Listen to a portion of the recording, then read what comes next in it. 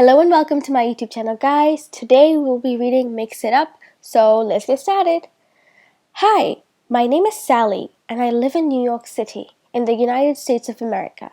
It's a chilly, cloudy fall day and the rain is turning into an icy, snowy mixture.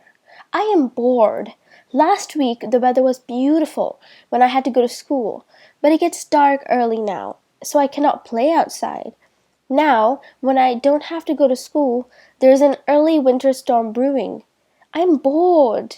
My big brother, Josh, is watching his favorite TV program, and as usual, he won't let me watch anything I like, or even something we both like. Josh doesn't like to share. I'm bored. I don't have any new books to read. I am bored. My mom is listening to the news on the radio, and they're talking about the low temperatures and the surprise winter storm that is moving in. I can't even listen to music. I am bored, bored, bored, I said aloud. Sally, my mom called out, if you are so bored, why don't you draw a picture or color?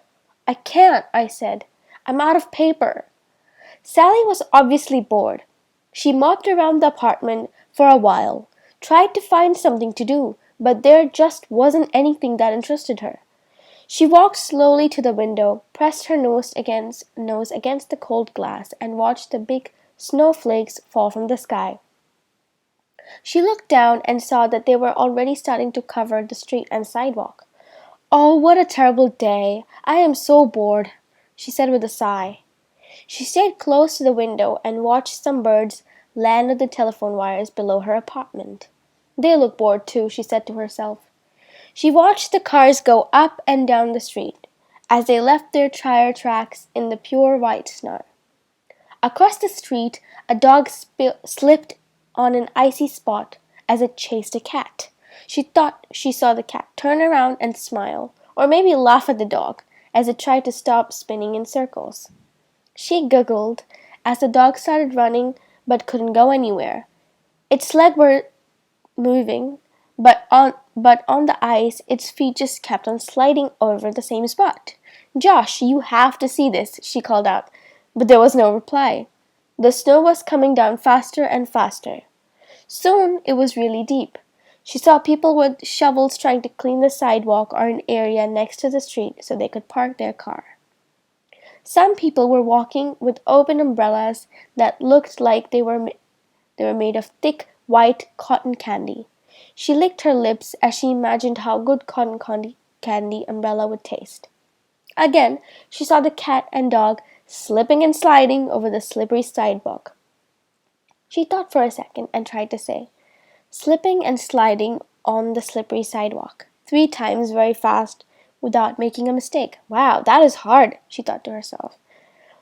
Further up the street, she saw a man with 2 little boys to roll little balls of snow into big ones. What are they doing? She mumbled to herself. She watched them for several more minutes as they stacked the balls of snow on top of one another. She pressed her nose against the window for a closer look. A snowman, she shrieked with joy. They're building a snowman. Mom, can I go out and play? Sally yelled out to her mother. Dress warm, her mother replied. Be sure to stay close and come in before dark.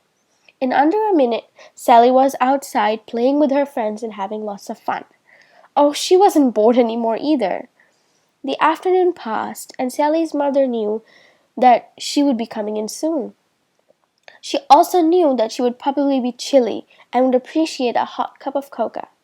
Her mother thought for a second as she looked out the window to check on Sally. All of a sudden, Josh heard his mother laughing. Josh, you have to come and see this, she chuckled. He did, and they both laughed at the dog chasing the cat and slipping and sliding on the slippery sidewalk. Josh, I'm going to make some hot cocoa for your sister when she comes in. Would you like a cup? You bet, replied Josh. His mother always made the best hot cocoa. Now let me see. Which special recipe should I use from my pick sip hot cocoa recipes? Their mother thought as she looked over their favorites. Pick and sip hot cocoa. Basic hot coca ingredients. Make about 2 large or medium-sized servings. 1/8 cup coca powder, 1/4 cup sugar, 1/8 teaspoon salt, 3 tablespoon water, 2 cup milk, half teaspoon vanilla extract. Hot cocoa directions. In a medium-sized pot, mix together with the hot cocoa powder, sugar, and salt. Stir in water. Cook over medium heat and stir in constantly until it starts to boil. Continue stirring mixture for another 1/2 minute and add milk and stir constantly until hot, but do not boil.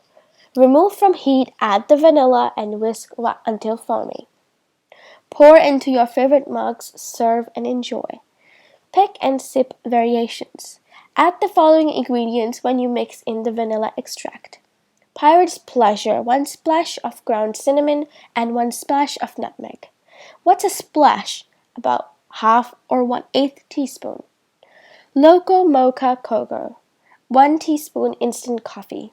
Southern Belle, 1/4 teaspoon mint extract. Fruit Frenzy, 1/4 teaspoon of your favorite fruit extract, like orange or cherry. Northwoods, 1/4 teaspoon maple syrup. Buzzy Bee, 1/4 teaspoon honey. Hot cocoa toppers. Whipped cream, marshmallows, whipped cream or marshmallow sprinkles with sugar or candy bits. Softened ice cream, hot cocoa stirrers. Cinnamon stick, candy cane, peppermint stick, licorice whip. I think I'll make the Southern Belle hot cocoa, topped with vanilla ice cream and use a candy cane stirrer, she said to herself. Just as she finished cooking, the door opened and a red-cheeked Sally came in and took off her gloves, coat, hat, scarf, and boots. What's the wonderful smell? Sally said with a smile.